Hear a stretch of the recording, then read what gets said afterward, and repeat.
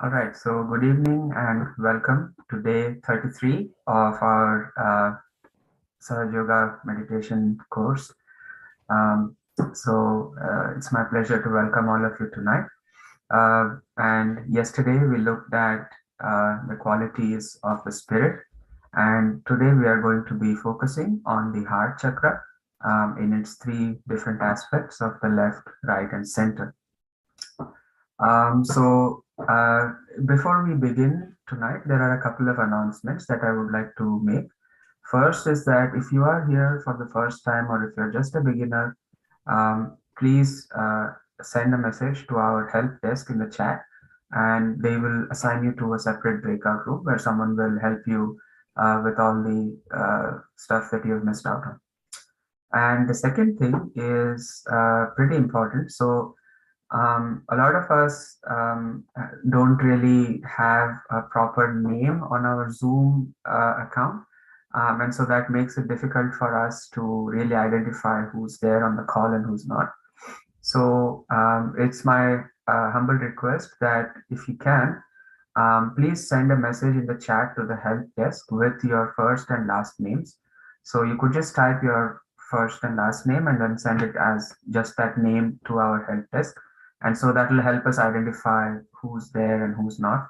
And it will just make it it'll make it easier for us to be in contact with you and, send you any information that's needed. Okay, so with that out of the way, I would like to introduce the meditation leads for tonight. So the first is Wendy. Wendy, so nice to see you tonight. Wonderful to be here with you. Yeah. So could you tell us something about yourself for those of us who may not have had the chance to meet you earlier? Well, I love to meditate.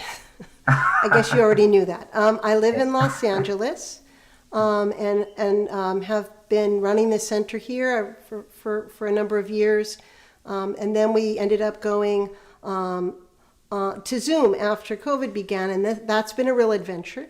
And we started doing some wonderful programs for survivors of childhood trauma. And actually, we formed a group here. Those of you who have other mentors, that's wonderful. You can still join our group support group sessions. If you're interested, you can let them know in the chat. It sounds great. Thank you so much, Wendy, for that. And so let us now meet our second lead, Mark Taylor. So Mark, again, very nice to see you. So could you tell us a little more about yourself for folks who haven't really had the chance to get to know you? I had a very unusual introduction to Sahaja Yoga in that I was living in Vancouver, Canada, and Shri Mataji came to my city, which doesn't happen to many people, and conducted a public program not very far from where I was living. And I had no knowledge of it, completely unaware of it. But then about 2 weeks after that program, somebody came to our city to teach us about Sahaja Yoga because nobody in our city knew anything about it. So that person ended up living in my house in Vancouver. And there were a bunch of us that got interested enough to say, oh, you're going to India to spend some time with the teacher who taught you Sahaja Yoga, Shri Mataji. So that's what happened. I went to India and I got to spend a lot of time in the company of Shri Mataji and just tried to be a sponge, absorb as much as I can. And anything I didn't understand, I just let that be on the side. And so then that was it for me. It's like once I had that experience of enjoying the company of these great saints from different countries and the amazing hosting we had throughout India, I figured I'm home now. This is where I belong, and never looked back. So now I just get the pure joy of just trying to share some of that amazing enjoyment with other people. Wow, so nice. That's great. So yeah, and we will also be meeting a couple of surprise guests later on during the meditation, and we may have the chance to talk to them later on during the feedback session. So without further ado, we are going to begin our foot soak, and I'll see you all at during the feedback session. So have a good meditation session today. Oh, thank you, Vivek.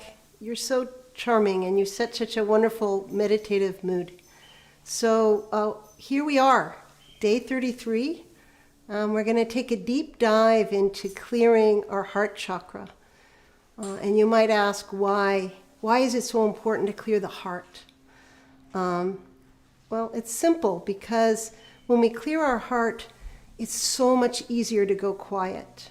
So first we're going to start by having our foot soak and getting ourselves into the meditative mode, and clearing our chakras and balancing. So let's start by raising our kundalini and giving ourselves a bandha.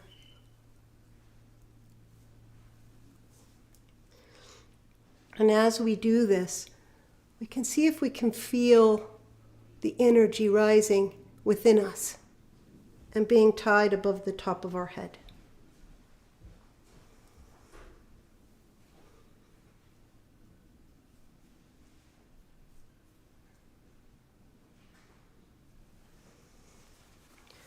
Similarly, when we give ourselves a bandhan, we can keep our attention on our right hand as we draw the vibrations as a protection around our chakras. We may be able to feel already at this point some cool vibrations coming from our hand. It's not important.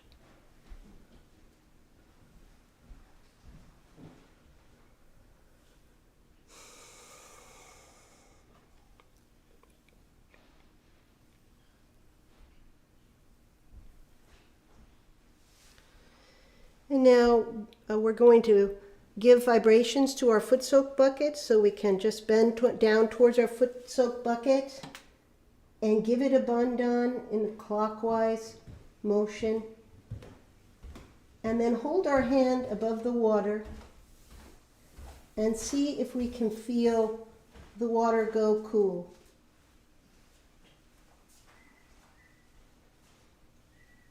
And when we felt that, we can go ahead and put our feet in.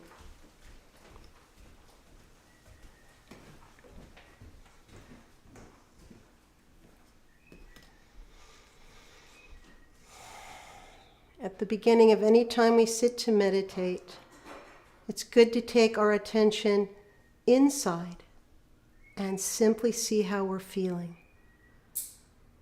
We don't have to judge what we're feeling. We just need to see what it is that's going on inside of ourselves.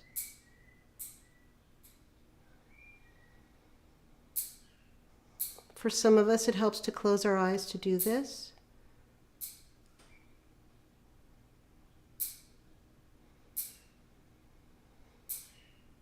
Let's begin with 3 cleansing breaths. Take a nice deep breath in.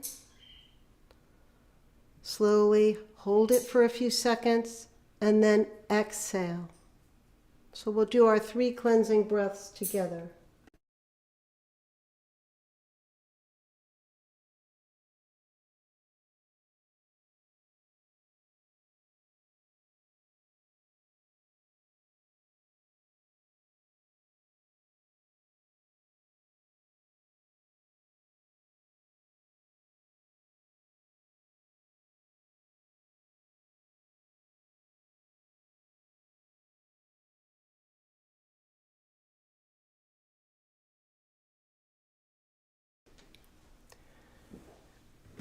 And once we finish those breaths, we can just breathe normally. And for a few moments, we will focus on our breath as we breathe in and out.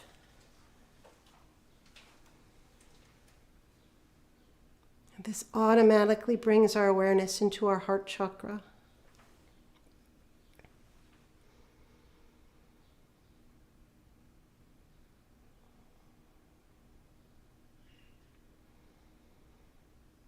If we're having any thoughts, or if we're having feelings rise and fall, we can just step back and watch them go by.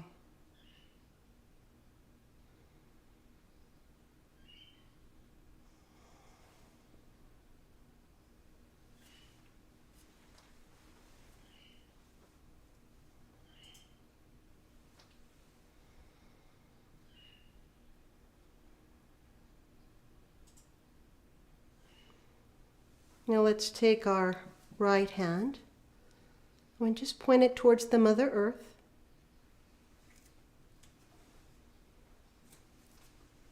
This helps to clear the left side channel.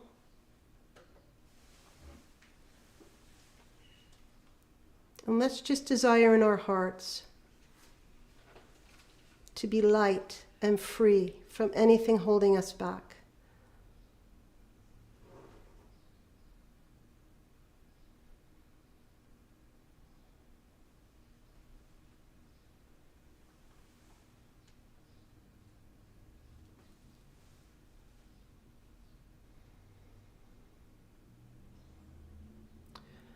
The left hand feels quite cool.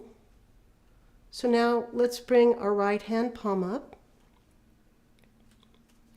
And we'll take our left hand and just bend it at the elbow and point our fingers towards the ceiling with our hand backwards.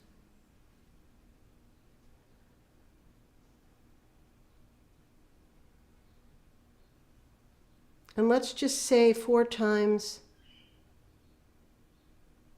Mother, I am not the doer.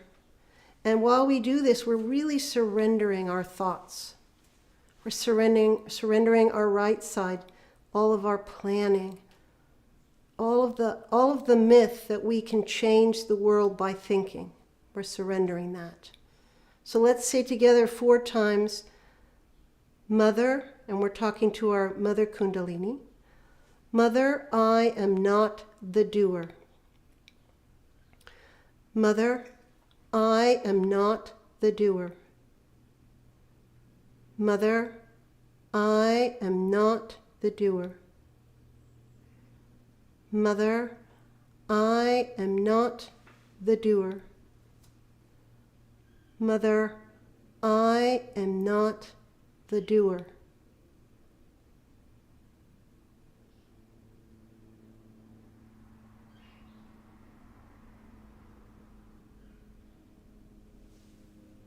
So now we can put our left hand down.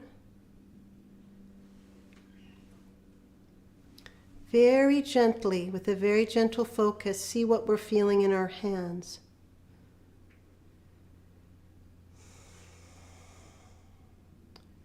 It's best if we're feeling cool out of both hands, but we don't need to judge it because depending from day to day, our vibrations may change.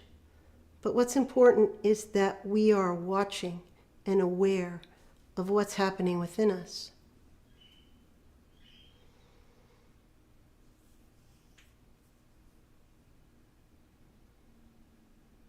Now we'll say, now that we've balanced our channels, let's just desire in our hearts for all the obstacles to going quiet today in our meditation, all those obstacles be removed.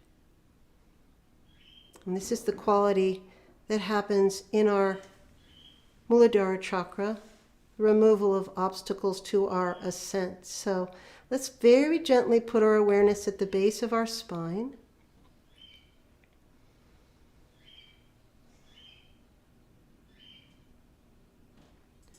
And let's say together 4 times, Mother, please give me the innocence of a child.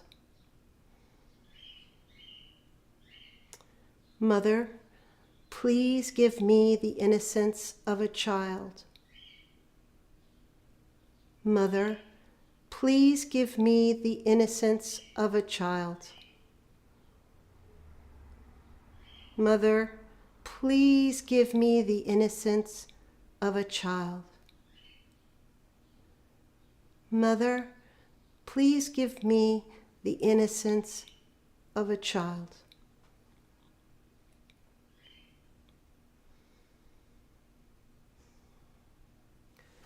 And when we say these affirmations, we can allow ourselves to really desire it, that we get that power within us.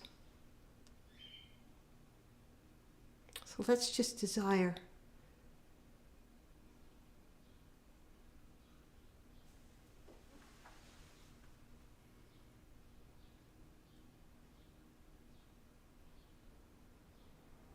It's very nice. So nice to be able to allow ourselves to have that power of innocence. So now we're going to take our feet out of our foot soaks. We're not going to actually remove them. We're just going to pour the water and dry our feet and set it all aside.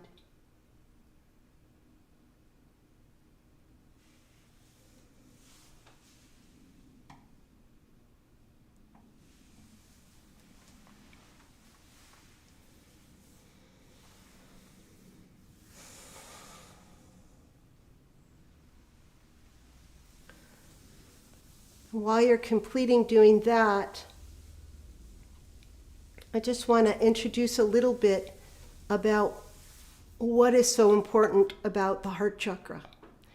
And, believe it or not, we think our brains are important, but when our hearts don't work right, nothing goes well. So I was born with a heart condition, bad enough of a heart condition that actually I really believe that I'm here today speaking to you because Shri Mataji helped me clear my heart chakra. And I was able to learn to meditate and to relieve the stress in my system. And for the first 2 years, because when I came into Sahaj, I had just come out of having a lot of trouble with my physical heart. I spent 2 years, and all I did was meditate on my heart chakra. And I found out a couple of things. I found out that you can have a very damaged heart chakra, and it can really heal and get better. I also found out that when your heart opens, as your heart really opens, you can go quiet inside. And that's what we want in the end. All we really want is to feel that peace and that joy and that wonderful feeling. And we live in a society where we're pretty much taught that thinking is important and putting our attention outside is important. But I am daring you to actually change all of that and believe that leading from your heart, letting your heart lead instead of letting your brain lead you around, is where the gold, the little pot of gold at the end of the rainbow lies. So you become so powerful in your love and in your compassion. And what happens is, because we're seekers, we have a very strong thinking side and a very strong emotional side. And they get into conflict. We have this constant tug of war between our emotions and our emotional side and our thinking side. And when we allow our heart to clear and our brain comes into balance, then we're at peace. We no longer have this conflict within us, and it is such a huge relief. So tonight we're going to go ahead and take that deep dive. I've had some feedback from some of you that it was a little easier to go thoughtless during the first 21 days, and maybe you're not having that issue, but if you are, I just want to say that totally makes sense. Because what's happening is, when you first get your realization, it's like it's a magical thing and you're in a state of grace, really. And it's very easy to meditate. But then we move into the next phase where we actually have to master our subtle system, and we have to learn how to make space inside of us, how to find the quiet inside of us. And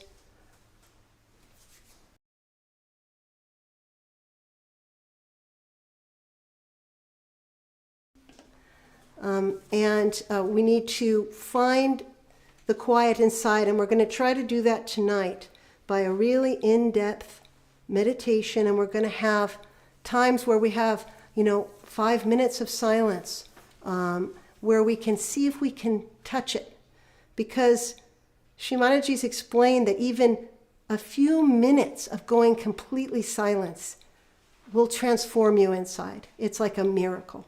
So we just need to make this space for that. So tonight we're going to do a little bit of a special meditation.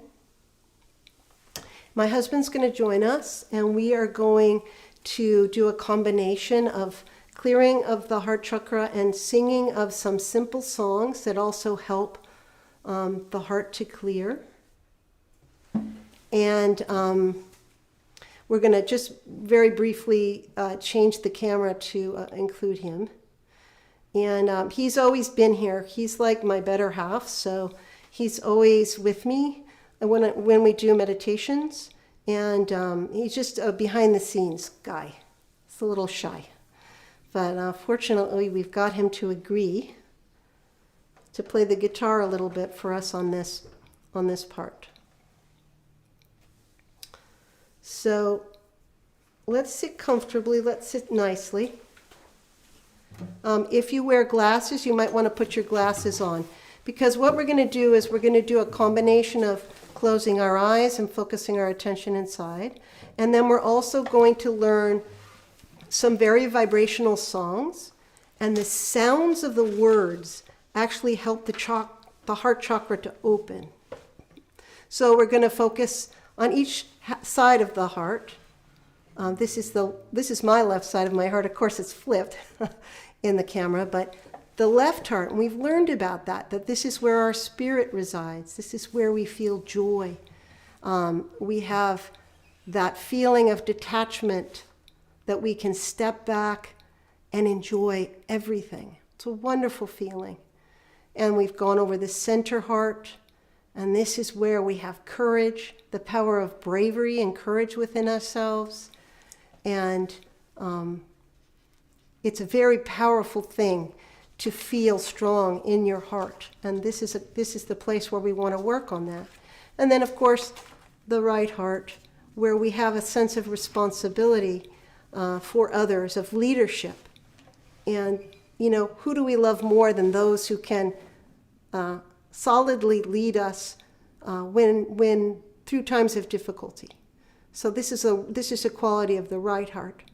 So we're going to start. We're going to start on our left heart chakra. And you might ask why. Why do we start on the left heart? Because when the left heart opens, when our spirit starts to bubble in our hearts, when we feel the joy,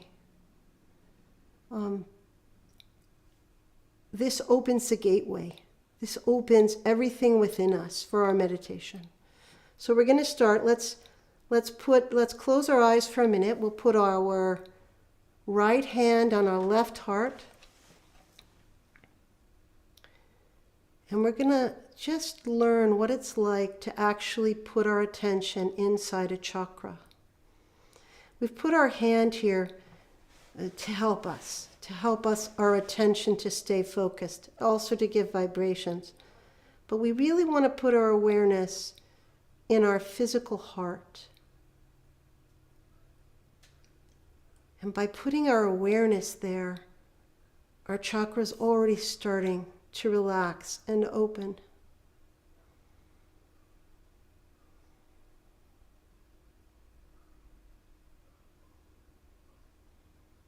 This is where our spirit resides. So let's say 4 times, Mother, I am the Spirit. Mother, I am the Spirit. Mother, I am the Spirit. Mother, I am the Spirit. Mother, I am the Spirit. We'll just keep our hand here a moment longer with our awareness still in our heart, physical heart. And let's say here 4 times, Mother, I am love. Mother, I am love. Mother, I am love. Mother, I am love. Mother, I am love. So let's take our hand down, palm up in our lap, close our eyes, and just keep our awareness gently in our heart. We may be able to feel some vibrations flowing.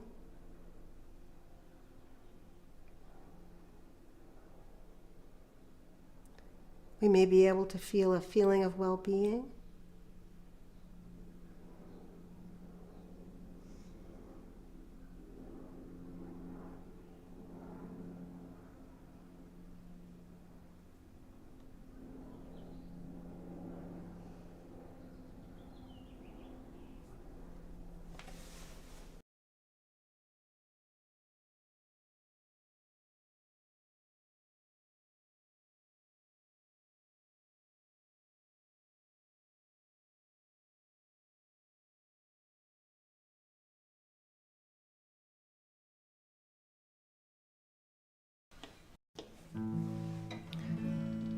So if we could have the words for Satchitananda on the screen.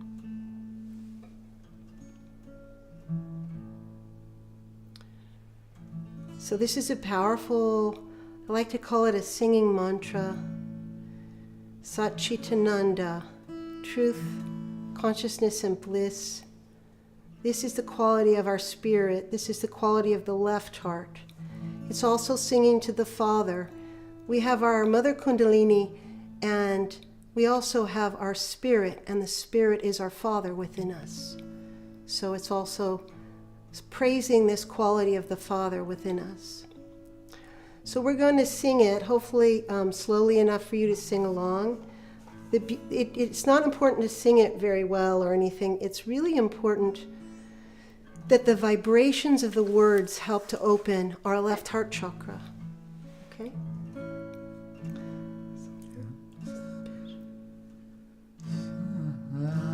Satchitananda Rupam Shivoham Shivoham Satchitananda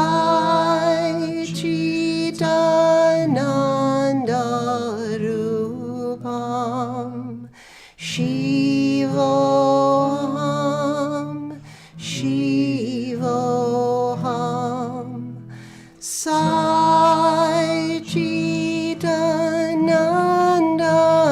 Rupam Shivoham Shivoham Satchitananda Rupam Shivoham Shivoham Satchitananda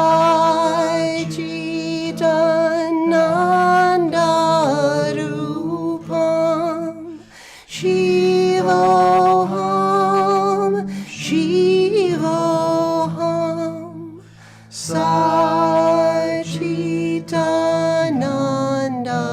Rupam Shivoham Shivoham.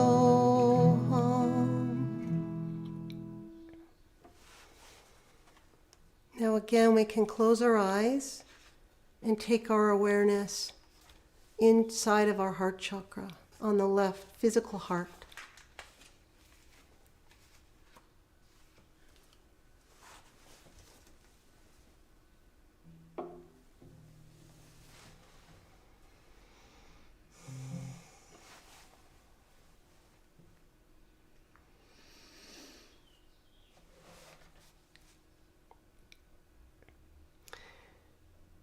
Now let's take our left hand, and put it on our right heart chakra.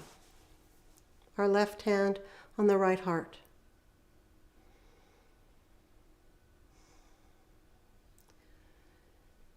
And we can just allow our attention to go in the chakra of our right heart, below where our hand is. We may even feel vibrations from our hand flowing into our heart. That's lovely.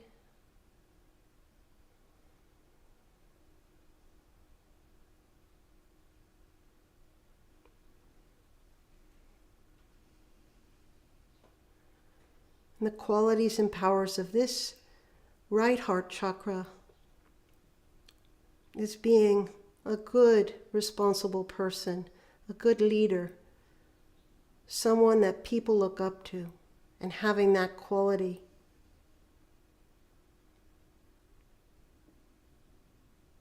So let's, with our eyes closed, let's keep our attention in our heart, and let's say 4 times, Mother, please make me a responsible person. Mother, please make me a responsible person. Mother, please make me a responsible person. Mother, please make me a responsible person. Mother, please make me a responsible person. And we can take our hand and put it down in our lap. But keep our awareness very gently in the right heart chakra.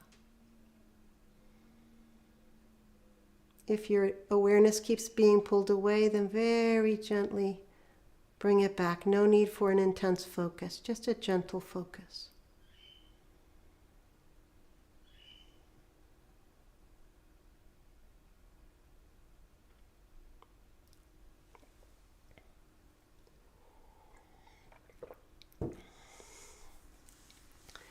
Can we have the words for Raghupati Ram?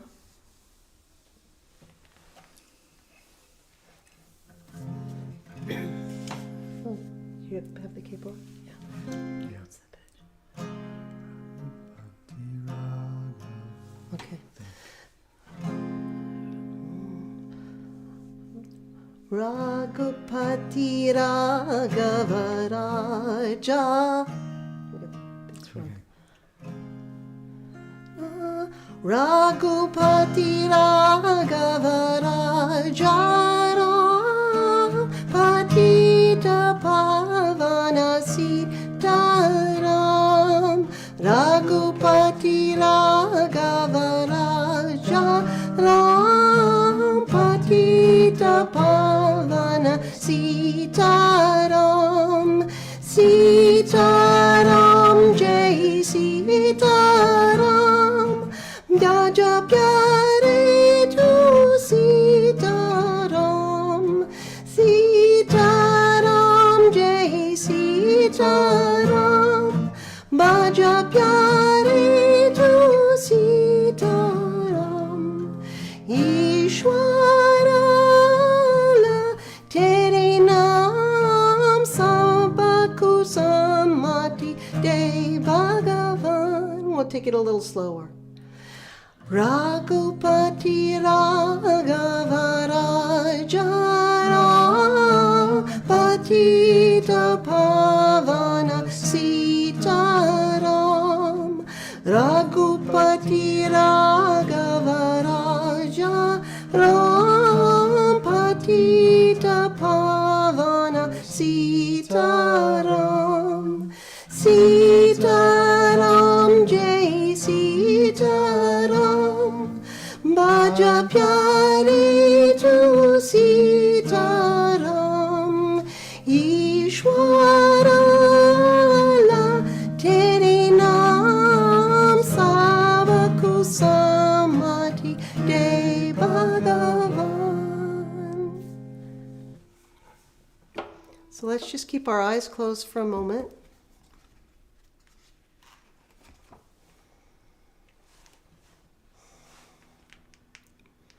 You may be feeling a lot of cool on your hands, which is nice.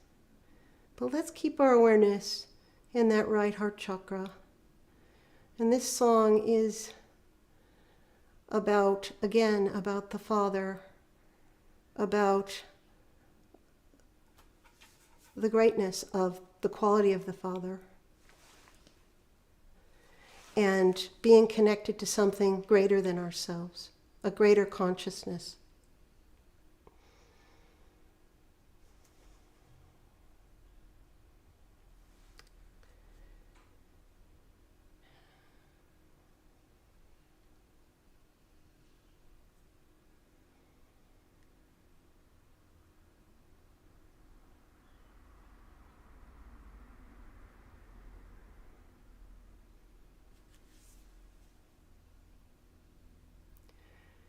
Now we're going to move our awareness to the center heart chakra.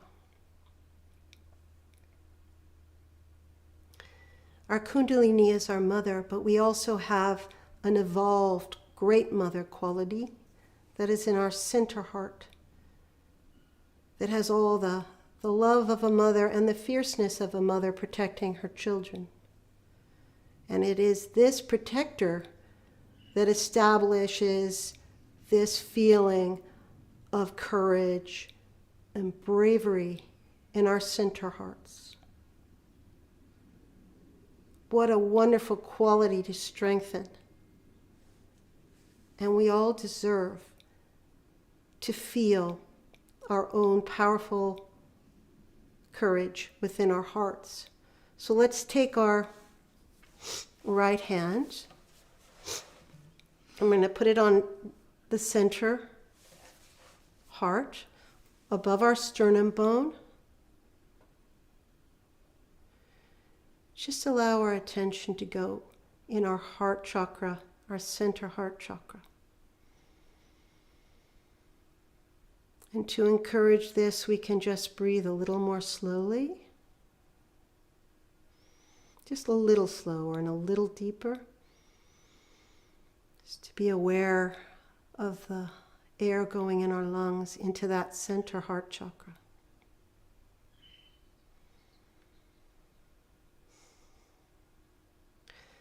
So with our eyes closed and our attention really gently in our heart in the center, let's say 4 times, let's ask for this courage in our hearts. And say, Mother, please make me a courageous person. And we'll say it 4 times. Mother, please make me a courageous person. Mother, please make me a courageous person. Mother, please make me a courageous person. Mother, please make me a courageous person. So we'll just take our hand down, keep our attention very gently in our center heart. And let's just desire for our heart chakra to clear completely.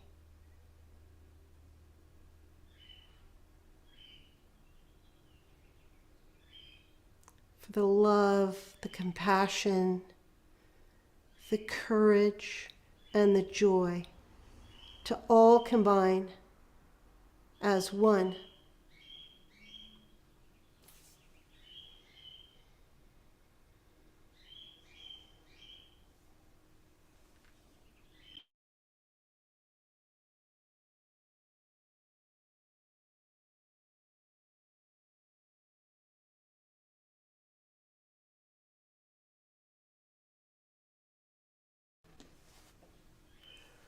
Can we please have the words for Jai Jagadambe? Thank you. So now we're going to sing a song that's about this great mother quality in our heart that protects us and makes us feel brave and strong. And as we sing it, the vibrations of the words are going to vibrate in our heart. If you want, you can sing it with your hand on your heart and you will feel the actual vibrations of the words. But we don't really need to do that. But if you want to try, you can. So let's sing together. What's the note? Jaya Jagadambe Mata Pavani Nirmala Mata Jagadambe Jaya Jagadambe Purnagadambe Nirmala Mata Jagadambe Jaya Jagadambe Mata Pavani Nirmala Mata Jagadambe Jai Jagadambe Purnagadambe Nirmala Mata Jagadambe. A little faster.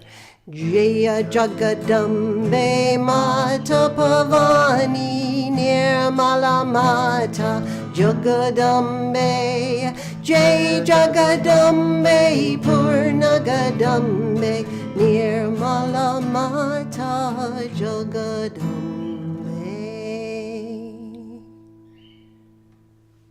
We can take our hand down. And let's just place our awareness at the top of our head, very gently, 4 or 5 inches above the top. And we'll just sit for a few minutes in silence.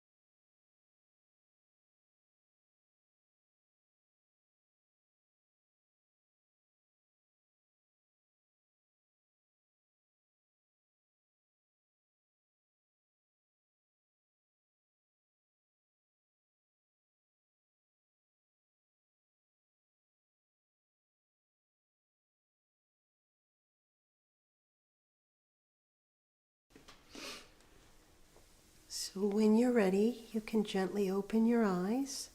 We're going to listen to a wonderful talk by Shri Mataji about the heart and the spirit. And as we listen, we can just try to keep our awareness above the top of our head.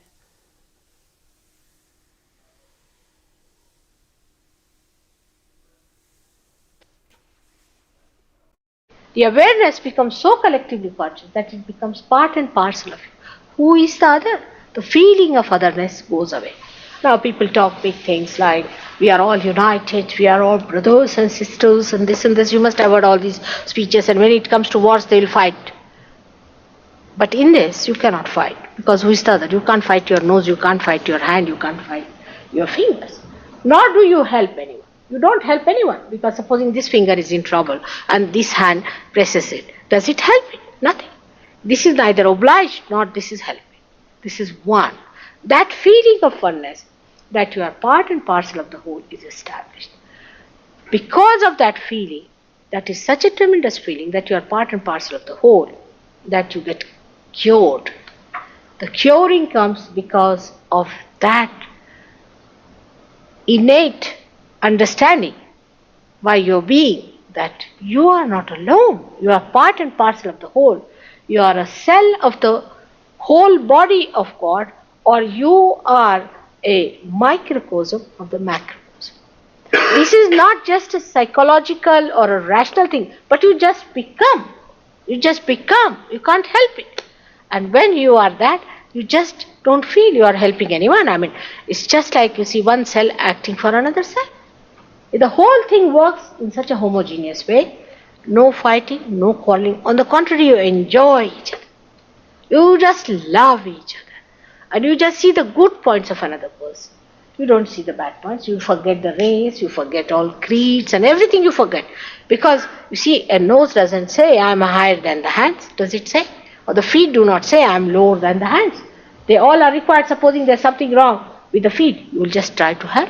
Something wrong with the nose, you will help your nose. You don't discriminate in your body, do you? In the same way, we do not discriminate. Once you become realized souls, whether you are from India or from Asia or from any other place, from England, America, any place you may be Chinese, every sort of faces we have in the cross section of Sahaja Yoga. You'll find all kinds of people are there, and they all love each other. You must see the way when these people from England went to India, to the villages where I work. The villagers, you see, just grabbed them. And they were so happy. They said, first time we are meeting our brothers and sisters. And these people were just enjoying them, and they all started dancing. Of course, they are very light-footed. They wanted all these people to dance with them. I know the Britishers are not so light-footed as they are, so they found it rather difficult. So they made them jump, jump, jump. And now they have become good dancers too, and they all dance together and sing together in complete joy and understanding. See, the whole attitude towards life changes. You become really a princess in the sense that you don't need anything. There is no dirt. If there is a dirt, then you are a beggar. If there is no dirt, you can sleep here, you can sleep in a palace, you can, if you want, you can get a Rolls Royce, or if you want, you can walk. What's the harm? What's the difference? Because the joy comes from your spirit, not from outside thing.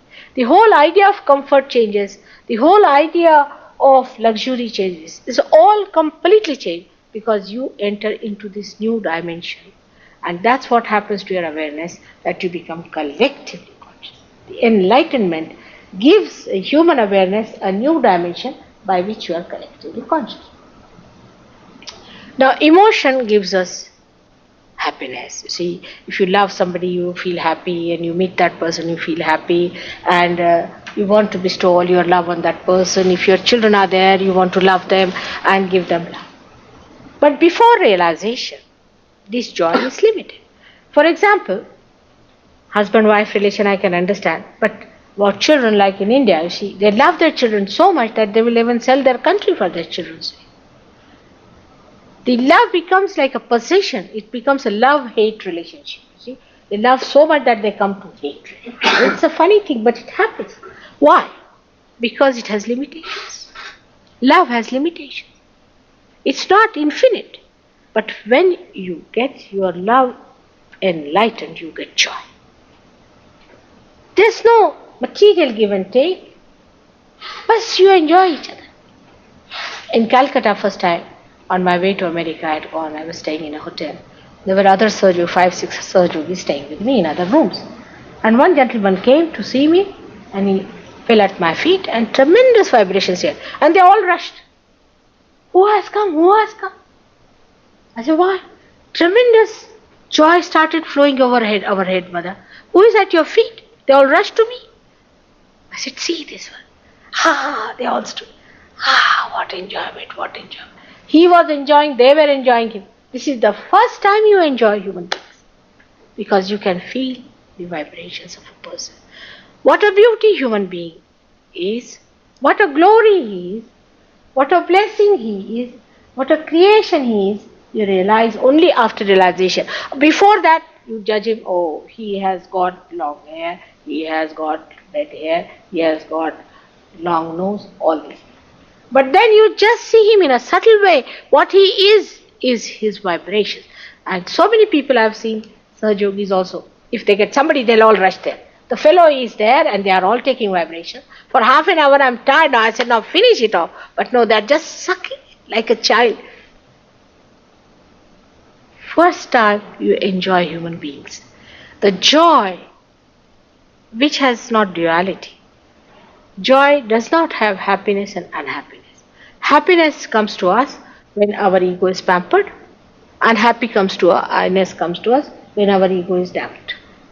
It is something different. We are not our egos. We are ourselves. And when self enjoys something, it enjoys it. There is no remorse. There is no duality about it. There is no unhappiness. So joy is a complete. It cannot be described. It is just to be experienced and enjoyed within ourselves. And that's what happens to us when we get our realization. Our idea of love changes. Like we say, oh, I love this person only. Like your husband is there, all right? You have to love him like a husband. You don't love everybody like a husband, all right? Your sister is there, you love her like a sister. But you think all others as your sisters. Then you love your brothers, you think them to be your brothers.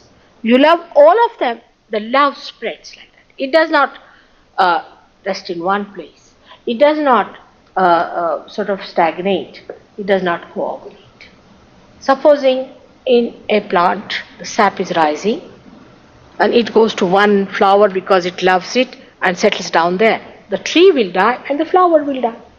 So the love we have before realization is like that love, which dies ultimately or creates problems and it dies. But love after realization is a love that emits, just flows. You don't get anything. What do you get? People ask me, my husband, is in a different line and I have a double life. And all my friends ask, what do you get out of it? I said, I'm not here to get. I get out something from me. It's just to give, it's to enjoy.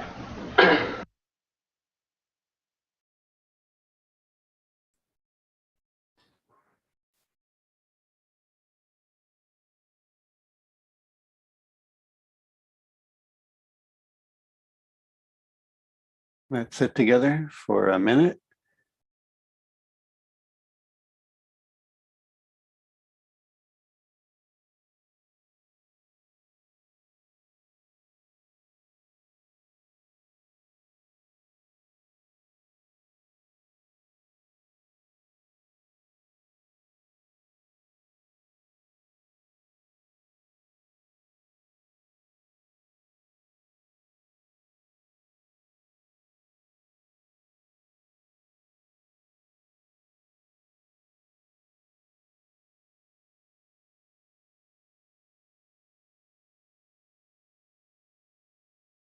Now take our right hand, place it in the center of our chest, the center heart chakra.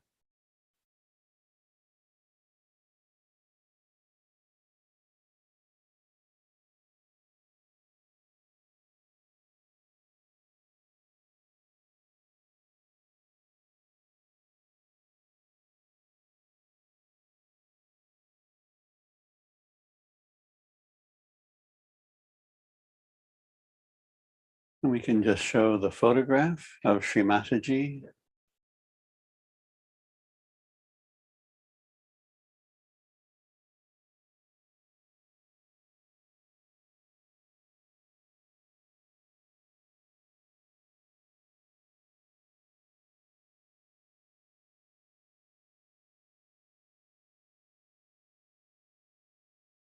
We've learned that this Kundalini energy is our own mother, who is born with us and who now is awakened.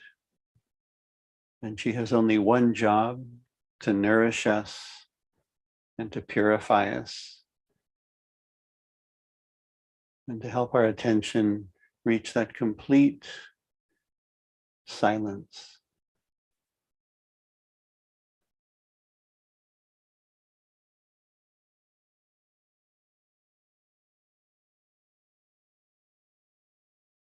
And many of us look at our lives and look at the world and we doubt sometimes, is there really love? And what we start to experience as we meditate and get past all our thoughts, we start to experience that love that is everywhere.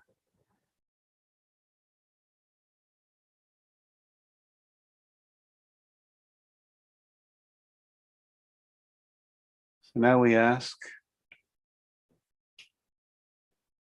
Mother, please open my heart that it may be filled with this universal love.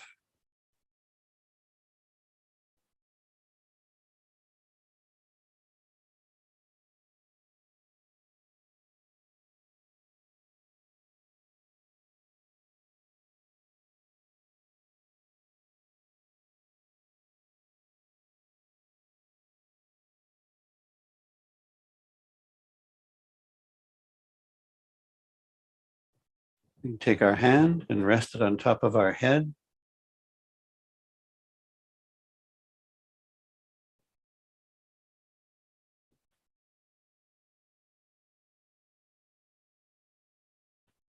Now we can lift our hand up in the air.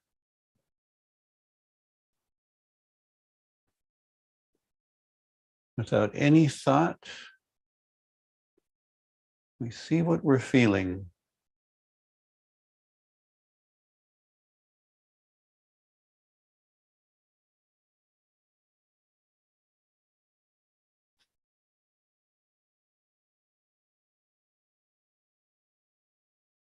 And here we can ask, Mother, please purify my attention. Please open my attention so I'm fully aware of the universal love.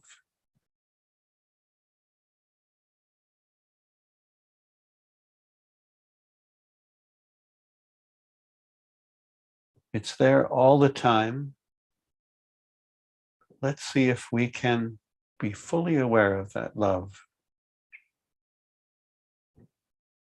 It's there even when we don't feel it, but nothing is more blissful than feeling it. Rest our right hand on our lap and use our left hand, rest it on top of our head.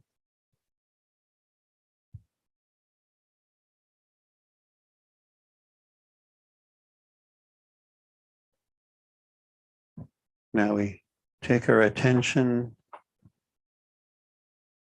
to this ocean of love, this universal heart.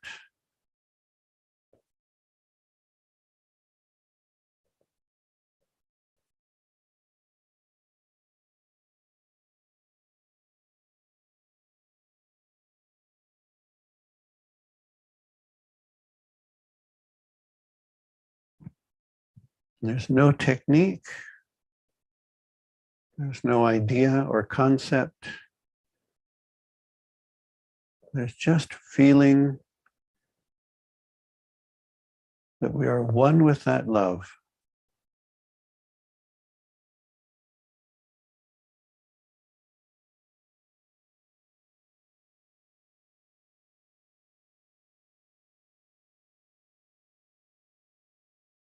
We can rest our left hand on our lap.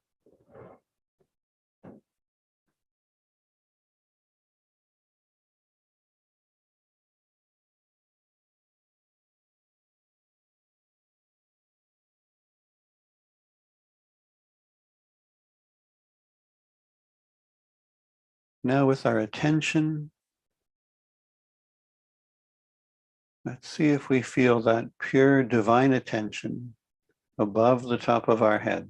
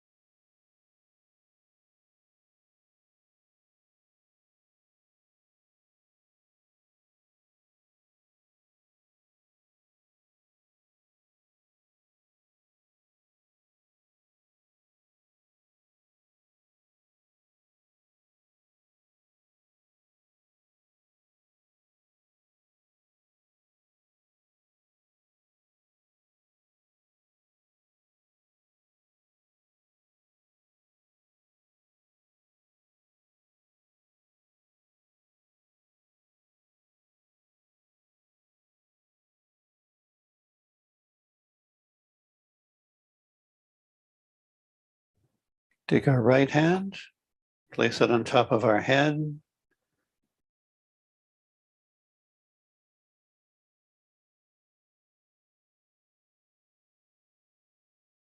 Take our hand up. Maybe we've noticed that some thoughts came in, that we lost that awareness of our connection, that state of yoga.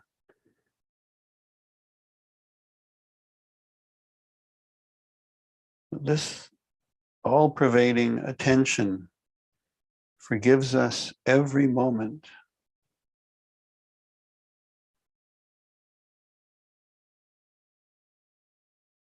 Like something happened, something distracted my attention. I forgot that that attention was there always.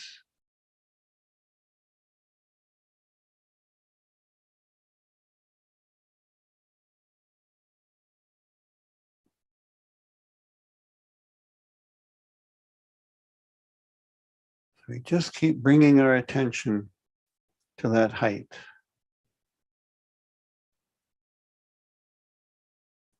And try raising our hand a bit higher and see if we feel the physical sensation in the palm of our hands of that flow of love.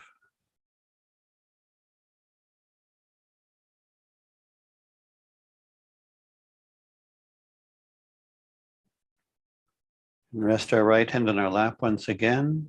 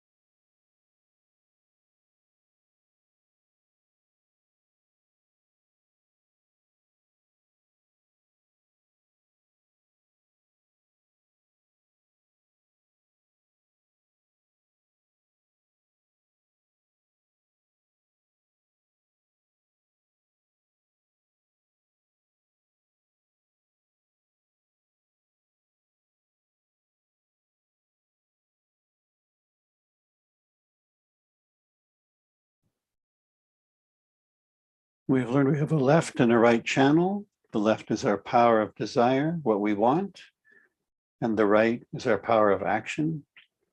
So let's take our left hand and keep our right hand resting on our lap, but take the left hand and just place it in the air at the level of our kundalini. So just below the navel a little bit, the level of the sacrum bone. And this expresses our yearning, our desire to be one with this truth, with this love.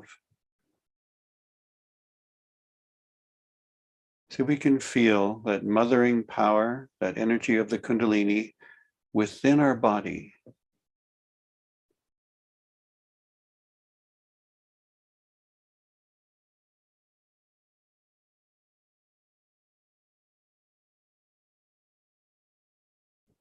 Now we raise our left hand up the central channel until our left hand is above the top of our head. That's our desire.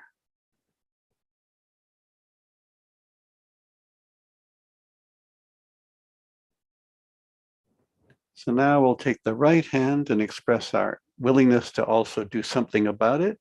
So our left hand is at the level of our kundalini. Right hand goes down the outside, up the inside, around and around our left hand. Our attention is on our kundalini. Now we raise our left hand again, expressing our pure desire.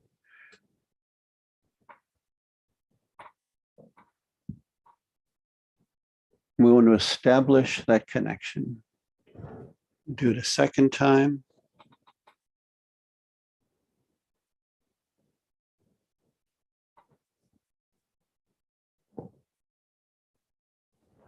And a third time.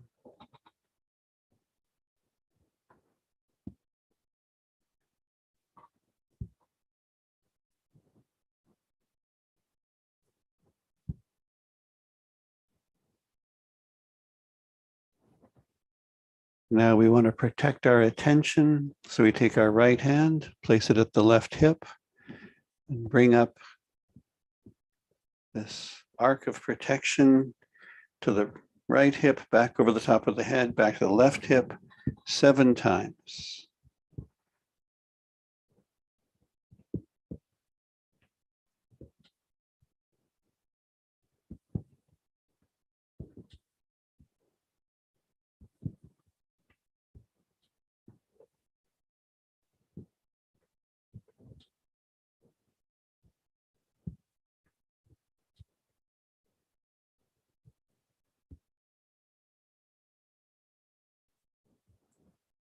So in traditional societies, it is known as common knowledge that this pure universal love is in every single human being. So you greet people like this. It's like, I acknowledge that that pure love flows within you as well as me.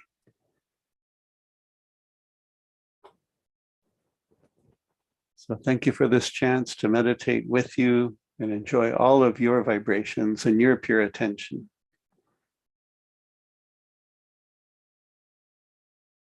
So, hello, Vivek. Thank you so much, Mark, for that wonderful meditation. And thank you to Wendy and Mark Tickle as well. The music and the chanting and the songs were really nice. And I hope that all of the participants here tonight enjoyed it as well.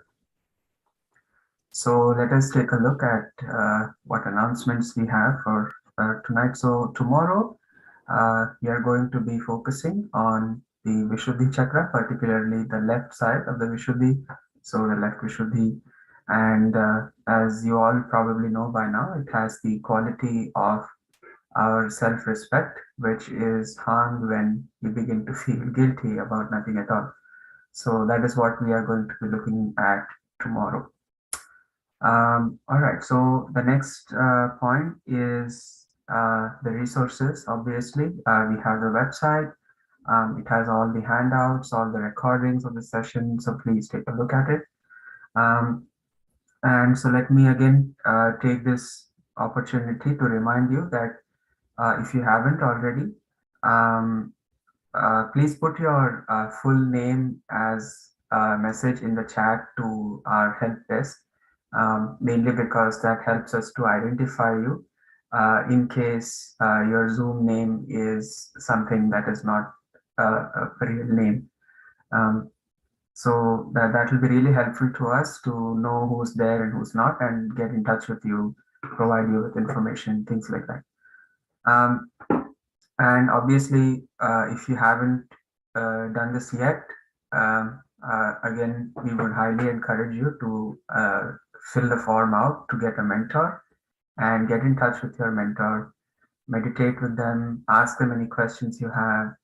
Um, and even if you're just feeling low on one day, you just want to meditate with someone, get in touch with your mentor. They'll be happy to do that with you.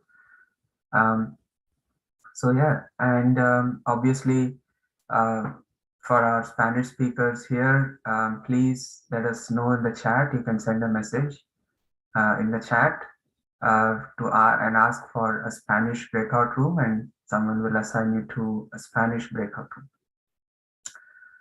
Okay, so now we are going to be doing the feedback session tonight. Before that, I would just like to remind you that the practice of daily meditation is very important.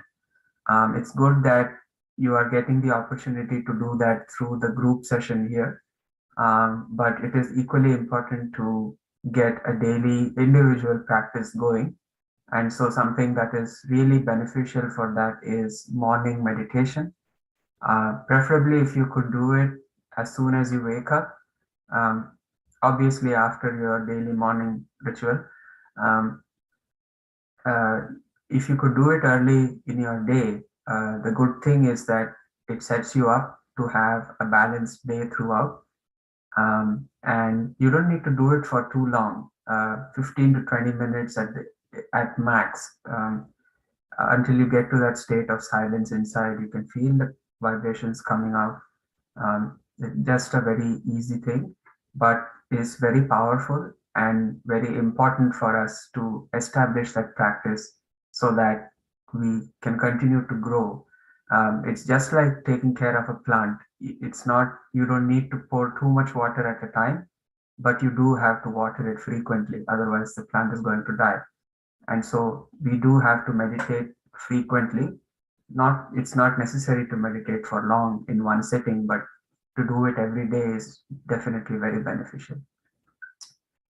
Okay, great. So we'll now get started with our feedback session. Again, if you would like to have a separate breakout room with a yogi, a one-on-one session, you can work on your own vibrations. You can ask them any questions you have, personal questions you have. Please do so in the chat. Send a message to the help desk asking for a separate breakout room, and they will assign you to one shortly. So we will now move on to our live feedback session, and we are going to be joined also by Linda Taylor. And so before we begin, I would request Mark Tickle to please introduce himself, because we haven't had the chance to talk to him throughout these sessions here. So Mark Tickle, please go ahead. What do I say? Introduce yourself. Just something about yourself. Like where you work or what you do for a living. All right. I'm originally from England. I got realization in Brighton, England. Okay. Back in 1982. Mm-hmm. I was fortunate to travel with Shri Mataji for a couple of years. I was shooting videos, and then eventually moved to Los Angeles. And here I work for TV news in Los Angeles. And that's good. That's enough. And Mark's very shy, so that's very hard for him. So I'm obviously behind the scenes in TV news. I'm not on camera. Great. That's so nice Well, to I meet you, do Mark. camera. I operate camera, but I don't go in front of it. So, Yes. um, and that's it. No, no, you can go on. It's fine. Uh, that's it. You That's go enough. on. I'm told that's enough. Oh, okay. So it's quite possible I met Mark in Brighton in '82. It's possible. Oh, really? Really? Nice. So I At went to Cove and Brighton and various places. though it was at the pavilion, the Brighton Pavilion, which is like an Indian styled building.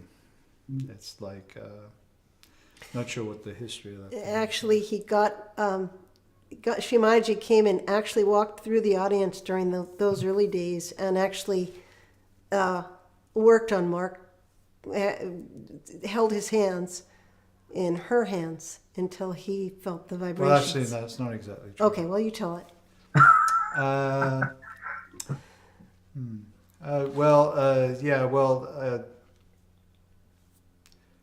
yeah, my original idea was to go to this program. I was like looking for answers for trying to find the truth, and I went to the. It's kind of a long story, so I'll cut it down. So I thought I would just go and sit at the program and just see what there was being said, and then during the program, Shri Mataji said that you would get the experience like tonight, and I was like, I wasn't expecting that, like I wasn't expecting to actually get an experience at the program, and.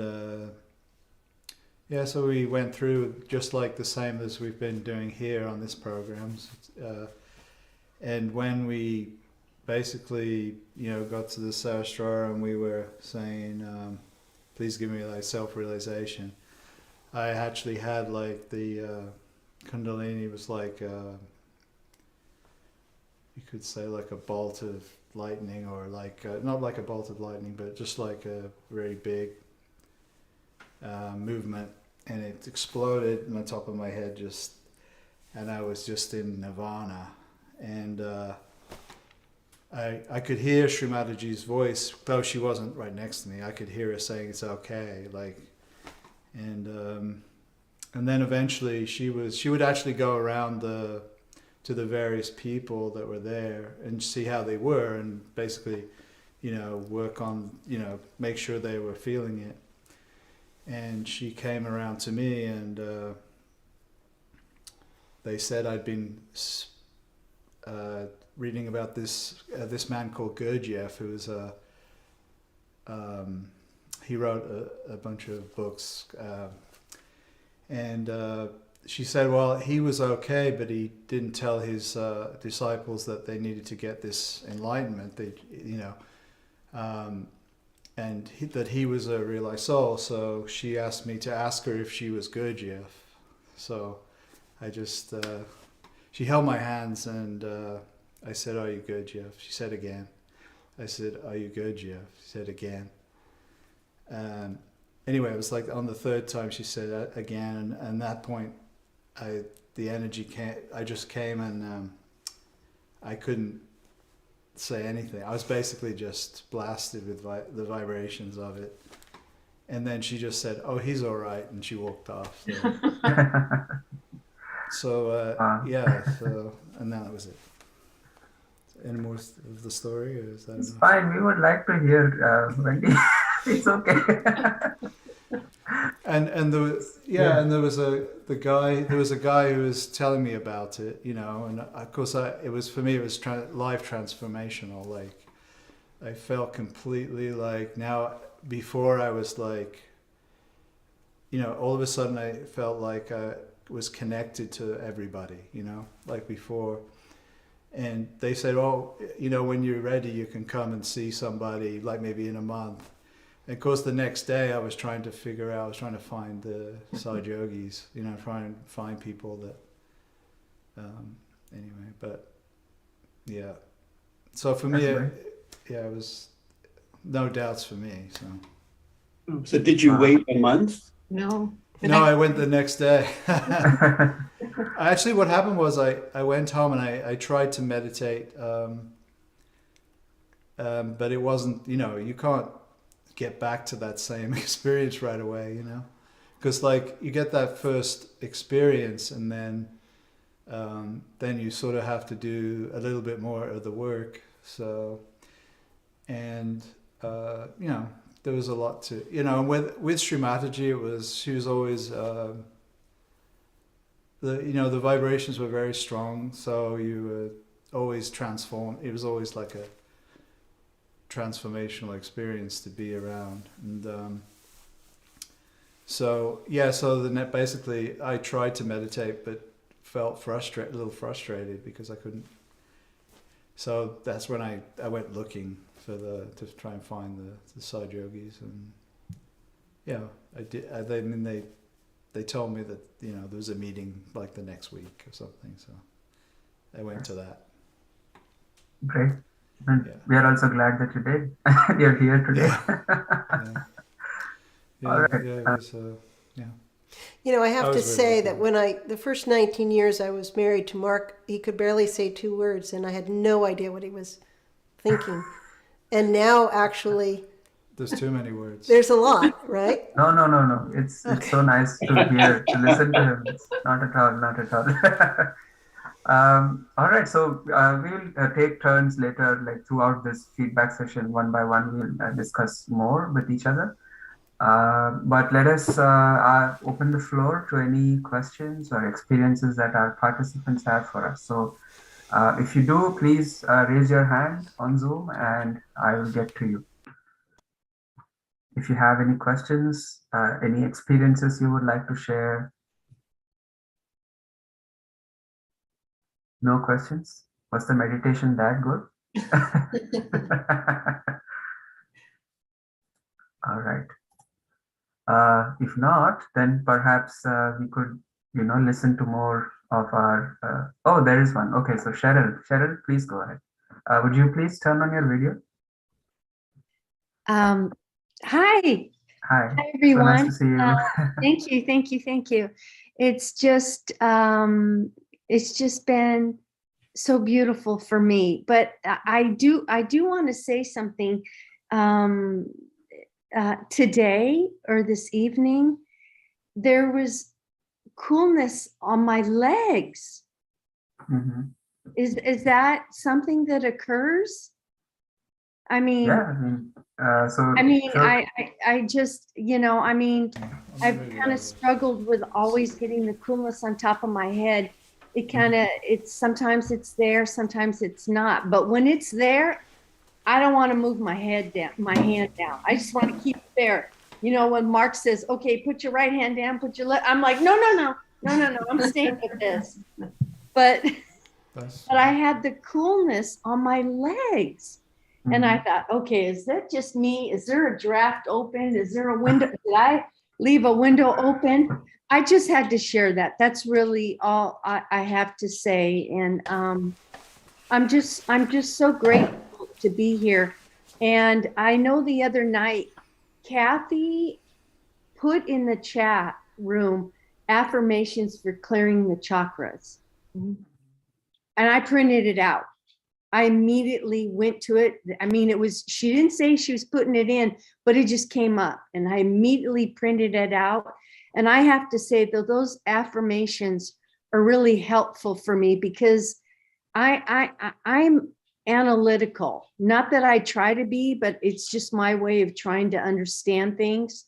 So I noticed maybe it's because I'm a Virgo, maybe because I'm a mom, who knows why I'm that way. But I'm extremely analytical and I need to know why. I understand we need to have blind trust, and I do. Everything that's happening to me is a trust in Shri Mataji. It truly is a love and an admiration and a trust for what's happening to me. So I don't question it. I just notice things in my life are changing. Almost every aspect of my life is changing. And I don't worry. I just don't worry. Like I did before. I'm just so grateful. And another thing I have to tell you, I've noticed a lot of people, I have to walk my dog because I don't have a yard. And so I usually walk her 3 miles a day through downtown, but I live in a very old historical town. So it's a lot of old brick buildings, and they're usually only occupied during the week because it's commercial, it's business. But especially today, and it was rainy and it was windy, and I'm wearing a hoodie and I'm wearing a beanie, and people are looking at me and saying, hi. I'm like, what the heck's going on here? I mean, a lot of people. And I'm just like, wow, hi. And Hi. all I Hello. can say is, okay. Maybe he has some experiences to share tonight. Well, she's very happy these days. But I noticed that people are just walking by me and looking at me and just greeting me, just in passing. And I do believe that that's the energy that has been created in me. And I'll just say namaste to you all. And I'm so grateful that you're here, and your kindness is just so beautiful. Thank you so much. Well, thank you for sharing all that. So I think you did raise a few good points about, first of all, the feet, and then about it being something about trust. So if Linda, you could comment on some of that, maybe it might help others. Sure. First of all, I just want to say, Cheryl, I mean, you have just opened our hearts totally. You can't imagine how happy we are to hear what you're saying, because it's so, it's such a joy to all of us. You know, we do this because we love to share it, and when it's comes on in such a receptive way to you, it's just all we're asking for. So thank you for taking it in and making it part of your life. Thank you. And I have to say hi to Wendy. But she's mentoring me in the joy department. So. Yeah, so let's see. Well, the first thing I think you said was about feeling the cool breeze on your legs. Yeah. And yeah, you can feel the cool breeze anywhere. Okay. Basically. And you know, in the next session we'll talk more about like the legs, the arms, the head. They all, the chakras all appear in their various places on all parts of our body, the toes, everywhere. So that where did you feel it on your legs, a particular part, or On the from my knees up. Yeah, on your thighs, basically. Yeah. Yeah. So that is your Yeah. Swadhisthana. That's your Swadhisthana chakra. Oh, that's good stuff. Yeah. So that's some of that Virgo coming out and getting cleared. I think it is. I always think of when people ask me what sign I is, and I say Virgo, and I feel like saying it is the best sign. It really is. But no, that's great. But yes, some of that a lot of thinking sometimes can be there. So that's nice that it's clearing out. Yeah. So, and then the trust, yeah, I mean, and, you know, walking down the street and just, you know, I think the more you do this meditation, and Shri Mataji, in many of her talks, she says it's not only we feel that love within us, but then it starts to emanate from us, literally, and people experience that. And that's, you know, honestly, how we see the world transforming, because when each one of us gets our realization that love is flowing in us, it's flowing out, that's how one by one the world changes. So, you know. And it's funny because my thought was I wanted to say, and I thought about it later, I was like, man, I can't believe all the people that were saying hi to me. I felt like saying, are you a yogi? Well, pretty soon you'll do that, and and if they say no, you'll say, well, just okay, put your hands out. Let's do it. So I'll let you go. And again, thank you so much and namaste. I'll see you tomorrow, Wendy. Take care. That's a beautiful story. Yeah, that was really nice. So nice of Cheryl to share that. And so does anyone else have something to share tonight? Jay, please go ahead. Would you please turn on your video? Yeah. Hi. Hi. Another fantastic session. Thank you, everyone, as always. Just a quick question, actually, tonight. I noticed during the first 21 days, I'll show you. It's right about here. It's like I guess like almost like a cramp. So, and I didn't really think too much of it. I was trying out a new workout regime, and I actually stopped working out just because it was that weird. So but so we had our break, and I started getting back into working out, and everything seemed fine. And then I started back in. Unfortunately, for the first week, I had to do the YouTube, so that wasn't a problem. And I've been practicing every single day, morning and night. But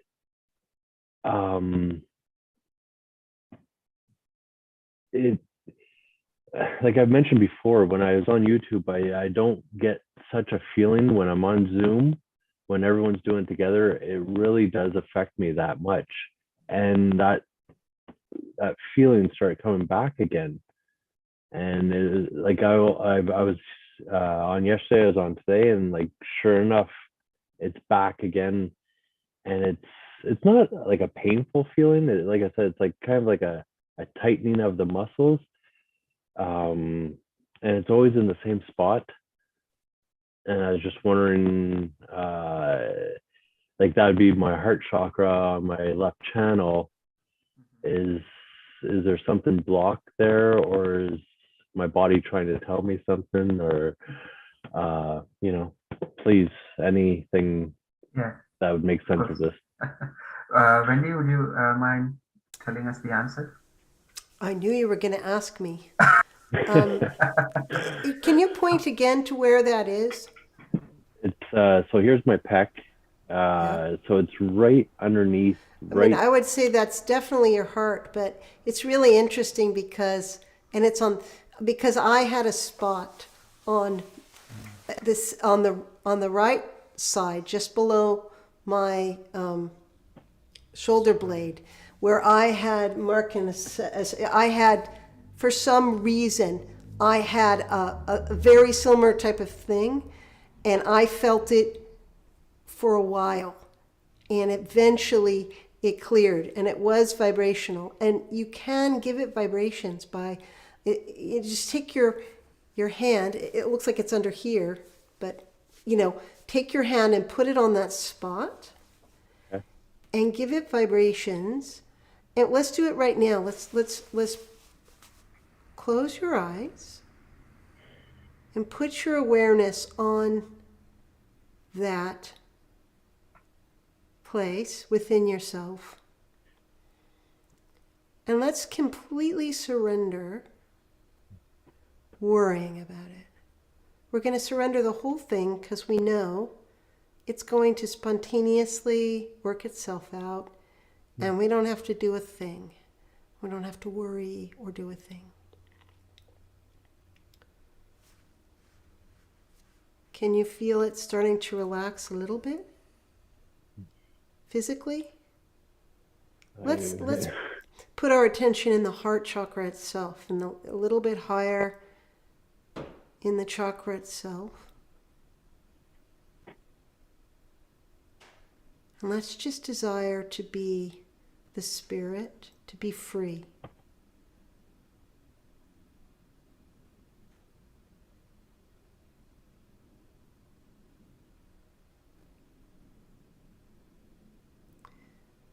I would say that when you're feeling it, you can give it, and just give it vibrations wherever you are, whatever you're doing. And take your attention in. And in a way, it's kind of, I know you don't like the feeling, but it's kind of pulling your attention to your spirit. And that's a good thing. So you can make a positive thing out of it. I'm sure someone else has a better idea, but I would give it vibrations.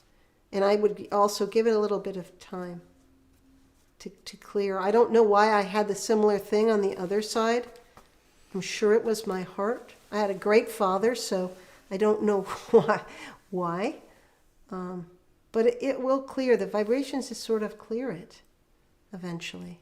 Yeah. But now that you mentioned that, sorry, go ahead, please. Well, like when we had like in-person meetings, we would always work on people like, so it's a little harder with remote, like, so like in any program, we would always go from person to person, give them a bandhan and then raise their kundalini and then see what chakras were, and so, but we don't have that advantage. We could give it a bandhan though on our hands. Shall we Yeah. try that? Yeah. So, can you, What's what's your full name? Hang on. It's Jason. Jay. It's Jay. Jay? Jay. Just call him Jay. Okay, Jay. What we're doing is we're writing your name on the palm of our hand. It's like, And it's kind of like we're sending these vibrations from where we are to where you are in our desire for you to feel better.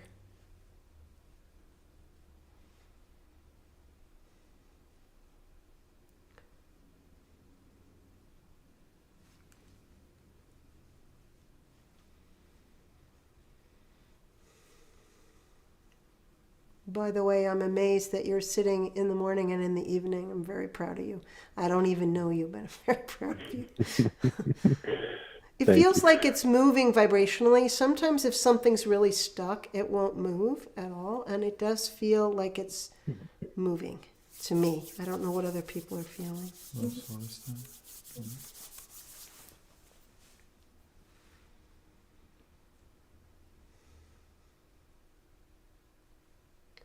it's just something that needs to clear, probably. Yeah. Well, if it's funny you mentioned underneath your shoulder blade. Now that you said that, I remembered, and I completely forgot about it. This was the big one, but on my other side, on my right side, on my back, right below my shoulder blade, there was 2 spots. Like I could pinpoint those as well, and I once again, I completely forgot they were there, and they're no, excuse me, they're not there any longer. So I believe you're right that over time they will diminish. This one will diminish as well. Maybe it's just my heart. It's so excited when I'm here. The good thing is that you're actually feeling things, and you're feeling different things. So. And you will feel different things, because that will clear, and then there'll be another thing. It's like the Kundalini just goes in your subtle system and starts working on things, and you'll feel it. And it's kind of exciting that you're feeling it. For me, I mean, I know you're not that happy about feeling it, but it shows a sensitivity to your feeling your chakras and feeling subtle things. Because like we're used to, okay, I see there's a table here, I can knock on it, I can feel it, I can touch it. But when we have that relationship with our chakras and with our subtle self, that's a very powerful thing, right?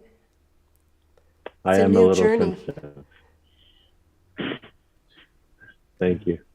And I had something to add. Yeah, no, Are you going to say something? Yeah, I just want to add that, I mean, what it means, Jay, is that your Kundalini is starting to communicate with you through these slight aches. And so it's not that it's a problem at all. It's really great that you now are aware of something you had no idea about before, that there's something subtle, not physical. There's something subtle in your heart that now, look at the handout, about the heart. See, there's a number of qualities of the left heart. It can be your mother, it could be attachments to things, it could be sadness, it could be, there's a lot of things that can cause that, even overactivity, actually. If you overdo it on your right side, you can feel it because you're not on your spirits, not attention, not on your spirit. So there's about at least 10 things that could cause it. So just see all the possibilities and meditate on them. And one of them, even if you don't even ever intellectually understand it, but just through the vibrations, just ask the Kundalini, please clear it and help whatever it is. Let me be better spiritually when it clears. It's funny you say that. My friend, we're soulmates, and we've always been able to, send that message at the exact same time. And we've been good friends since high school. We've always had that connection. We just always remain friends. And she's actually going through a very, very rough time, and has been, I guess, now that you bring that up, for a month or so, That phone's still on. so it's very, very possible that it's directly related to her. It's interesting you mentioned that. Yeah, you can feel her pain, basically, maybe. That's it. Like absolutely. That one makes complete sense, and being more sensitive and more aware, opening up my chakras. And like when I first came here, like I mentioned, I was doing a lot of meditation and everything, and I think I was unbalanced because and I liked it, but I was really focused on just opening up my heart, and that's all I wanted to do, and I just want everything to be beautiful. And like I would cry on like that.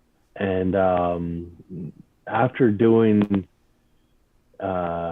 even like the first week, I believe, I started feeling, I guess, more balanced. And I was like, oh, I like that, though. I don't want that to go away. But it's okay, because like now that I'm more balanced, I'm just in a kind of a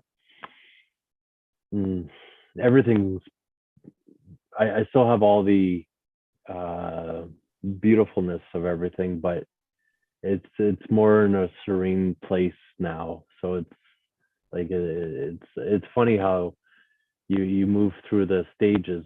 It's what's even funnier is I forget who it was, but it was like the first or second day, and they're like, oh, you should journal. And I was like, oh yeah, I really want to start journaling and stuff. And man, I wish I started journaling, because then I'd have that, I got my moon sign is Virgo, so analytical, of course.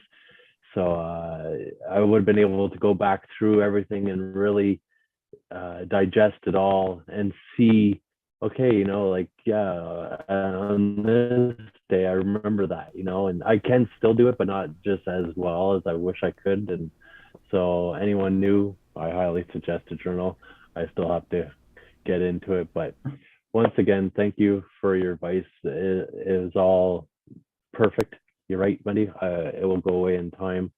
And I do believe it was the sensitivity, and just another experience on this journey that we're all on, right?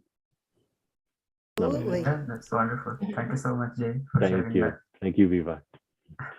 Thank you. All right, so let us, maybe we can go around the block, as they say, and listen to some stories. So, Wendy, do you have some stories to tell us about your Sahaj experiences and experiences with Shri Mataji? Well, you heard Mark's, are Story. you going? I've got to get ready. Mark has to get up at 3:30 in the So morning, I'm I'm just afraid, gonna so start. he's going to go to bed. Forgive Alright. us. Oh, no, I mean, Good night, Uh, Mark. So anyway, Mark had this amazing story, and my realization story is equally interesting, but unfortunately not. Shri Mataji was not holding my hands when I got my realization. I was in Haight-Ashbury in San Francisco. It was a really groovy part of the world. I'd grown up in Berkeley through the 60s. With wild sisters and all kinds of wild things happening in our family. I was the youngest. And I had a friend in college, and I went away for 2 months, and I came back, and she was somebody who did all kinds of crazy stuff. And I came back, and she said, I've gotten my enlightenment, and it's amazing. And I was like, oh no, what have you started doing? And she said, do you want to come? And I said, I'll come, but I don't want to go through any kind of initiation. Like, I just wanted to check it out. So I went, and she said, well, it's great because they introduce it and they tell a whole bunch about it and everything. So of course it was San Francisco. We couldn't find a parking spot. So by the time we got to the ashram, the meditation center, there were 16 new people sitting in a circle, and they said, sit down. Okay, now put your hands out. We're going to have the experience. And my friend, being the silly person that she was, raised her hand and said, is it okay if somebody doesn't want the experience, right? And I was like, oh no, this isn't happening. And then they said, no, it's not okay. This person is a negative person and they need to leave. And this was the early days of Sahaja when people were a little new to this whole thing. So anyway, I got furious, but I also was like, I'm going to stay and check this thing out. So I said, no, I'll stay. But I was like, I am not saying these affirmations. Inside myself, I'm thinking, I'm not going to do this. I'm not going to say the affirmations, nothing. And so they started the affirmations.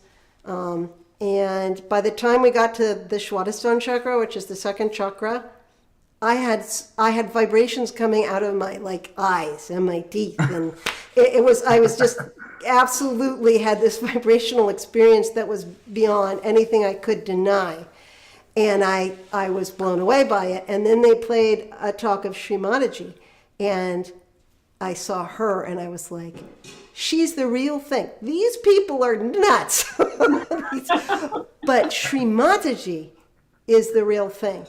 So then I went away, and I'd always had this feeling that I wanted to have this enlightenment, to become like spiritually deeper and better. But I wanted to do it on my own. That's like the ego, right? I'm a right-sided person, so that was the ego. So I went away for a couple of months, and what would happen, and I didn't know anything. Like, they didn't show us how to raise our kundalini or anything. What would happen is I was staying in an apartment by myself because my roommate decided that my vibrations weren't good enough, so she kicked me out of our house, and I had to go find another apartment. So I was living by myself, and I would experience my kundalini coming up over the top of my head and flowing down over my face and working on my chakras. I think this is how damaged I actually was. It's a sign of how damaged I was. And finally, I had an experience where I could feel all the negative vibrations in my whole subtle system just came to the center into my spine and came out the top of my head, and I felt completely like myself. And that's when I thought, okay, these people might be a little nuts, but they know Shri Mataji, and I've got to go hang out with these people. And I basically I moved into the ashram a couple of days later, and a few months later, Shri Mataji said the whole ashram was supposed to go and start Sahaja Yoga in New York City. So we got in our cars, and they were bangers, let me tell you. They were held together with duct tape and stuff. We got in our cars and we drove across the country, and that was it. I never looked back. It's all I wanted to do since then. So that's my story. It's not nearly as romantic as Mark's story. It's not romantic, but it is certainly very interesting. Sorry you had that kind of an experience in the early days where I hope certainly none of our participants think we are nuts. At least No, I Have faith think in Shri Mataji. That's the I best. think things have changed. I mean, that was 1984, and I think there was in the whole country maybe 40 very wobbly people meditating at that point. So we were all brand new, and I think nobody I mean, actually, after I kind of got it together and really wanted it, they were so welcoming, and I've never felt so much love from people in my life. And I still think of those people who gave me realization and with just so much love. So, but maybe that's what I needed. Maybe, we have the experience that we need. And the experience I needed was what Shimaji might call a papach, a little bit of a telling off. It's interesting. Certainly very interesting story there. So let's see. Does anyone else among our participants, have any questions or experiences they would like to share? Yes, Maria, please go ahead. Could you please turn on your video? Yeah, good night. Let me ask something. When I had my right hand in my left side of the heart, I feel like a stitch or some kind of pain. And I'm having issue with palpitations. They did all the tests and they don't find anything. They said that it's a stress, but I had a lot of feeling that doesn't feel like stress. So right now, after the meditation, I'm like a little shaking. Why does this happen? Okay. So, Mark, would you be able to answer that? When Jay was talking, I was thinking, oh, I'll tell my story, feeling my heart when I was about a week after experiencing my initial awakening of Sahaja Yoga. So now here's Maria describing almost the same thing I was going to talk about. The very first physical sensation I had after encountering Sahaja Yoga wasn't cool vibrations, wasn't blockages in the chakras. It was like almost like a dagger, like very uncomfortable feeling in my heart. And I didn't understand why, and I just kind of noticed it. And then I just kept being part of Sahaja Yoga, being with the people that were doing the meditation, whatever they said to try, I just did it. And I didn't really feel it again after that initial sort of, oh, what's that? And it actually took me a long time, years, to figure out why the very first experience would have been this sort of ouch. And what I finally realized was that I was feeling that my heart was broken. And I think that is sick because I don't know what to do. I'm doing everything, changing food, meditating twice a day, exercising, and the condition is always the same. I would say if you give... Oh, sorry, Mark. Go on, finish. I'm with a wife now, so I'm moderated. Well, I saw Wendy started to speak. I'm sorry. I was just going to ask you, do you think of yourself as a right-sided person? Like more active? I'm very active. I was very active, but that situation is driving me crazy because I don't know what is going on. And palpitations are right-sided. I had a good relationship with my father. So the relationship with my mother wasn't good, but right now I forgive it, everything. Well, palpitations are from the right side. They're the same kind of vibration that cause high blood pressure, speedy heart. Palpitations, is your heart very fast? It's like I'm always listening my heart in my ear. It's like I'm desperate sometimes, like so I'm having this pressure under my chest. Okay, so this is all. Your doctor's right in the sense that there's a certain amount of, you're having anxiety because you're having palpitations, and the anxiety itself is going to cause more palpitations. But the thing about palpitations is that they're not dangerous. I had a heart condition. I have an electrical problem with my heart where I have no electrical current through the left side of my heart. If I were to go into a hospital and they were to do an EKG, they would say they should rush me up for immediate surgery. But everything is fine in my heart. My heart is very healthy. I've had it checked upside down, backwards, and they say that I have a heart of a 20-year-old, literally, that my heart is very healthy.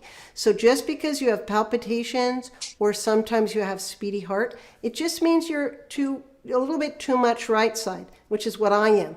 And it just means that you need to slow down, you bring yourself into the center. The good thing is that when you're right-sided, it's easier to come into the center. If you're a left-sided person, you have to go to the right often to come to the center. But if a right-sided person just slows down and calms down and comes into the center, and if you stop worrying, if you just know there's nothing about those palpitations that's going to do anything to you, I'm trying to not worry. Yeah, because it's the worrying that's causing you to have more. So just let it go. You're going to be absolutely fine. You can live with this condition until you're 95 years old. Okay, I know because I have had these. I don't have any palpitations anymore, but in early days, early working on my heart, I did. Okay. I know you since the beginning, and I listened that you said that you took 2 years to get better. I say, oh my God, I need to do something. Well, but that's, I was better, really transformed within 2 months. But when I say better, I mean I could feel, it took me 2 years to feel that I could feel vibrations in every part of my heart chakra. And that's quite, I don't know how many people can actually feel vibrations all through their whole heart chakra. But for me, I felt like this is my big weakness. This is this is my Achilles heel. So I'm going to get this strong. And I'm very determined person, very disciplined. So every morning and every night, I worked on my heart. And then what came out of that was that I've got a really strong heart. Yeah, that's the point. They say, oh, your heart is so strong. It's beautiful. I don't know. So Well, could we we'll do like be a thinking short? about you. We'll be thinking about you and sending vibrations towards you. That's another thing. Sometimes I think that I'm always shaking inside. I don't know, maybe that I get too much energy or that makes any difference. So Mark, do you want to, can you explain about the shaking, since you might know? Haven't had that experience. My heart was left side. The absence of love in the life can lead to a broken heart. But it sounds like this is, that Wendy is right on with, we're neglecting the spirit when we're just into I have to do stuff. I have all these obligations. People are counting on me. I'll never get enough done in one day. And that relentless pressure on ourselves to fulfill all these sort of burdens that, oh no, I gladly do it. But in fact, it puts a big pressure on us. Thank you. So Okay. could we do like a short meditation? Because I think this is a common issue that many people face, like taking too much on ourselves and really not knowing what to do about it.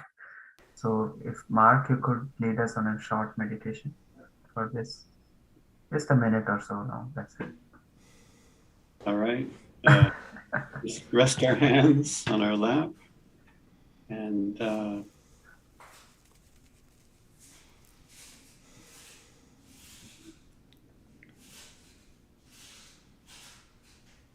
then we can put our hand on our forehead.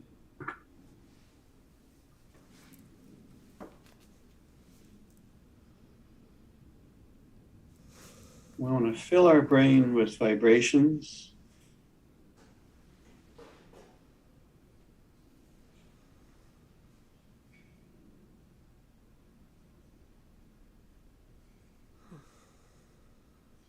We put our hand on our heart. Our heart chakra is actually at Sahasrara. So put our hand at Sahasrara, at the top of our head.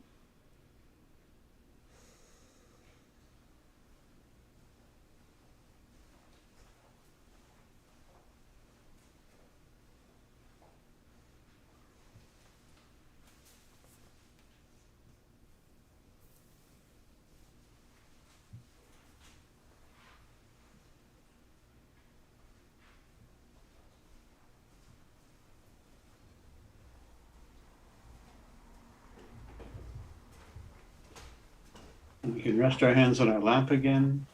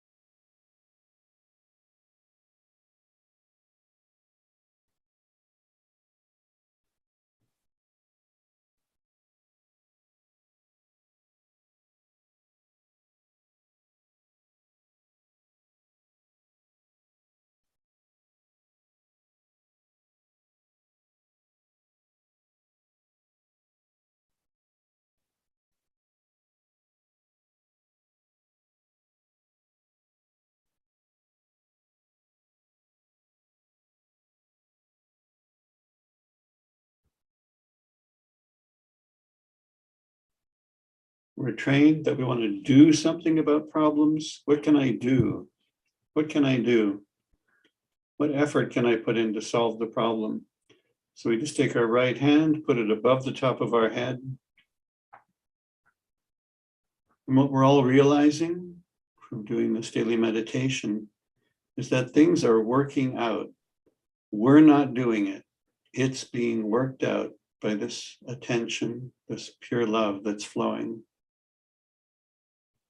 And we're more sensitive to it when we meditate together. When we're here together, we can feel it much more, but it's working all the time.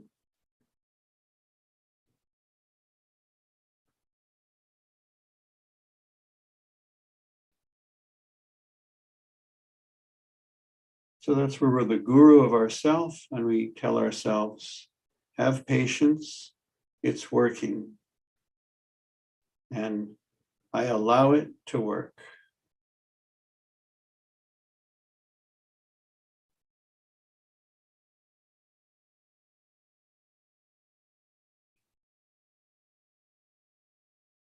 We can rest our hands on our lap. We just sit for another 30 seconds to see if we sustain our attention together above all the thoughts.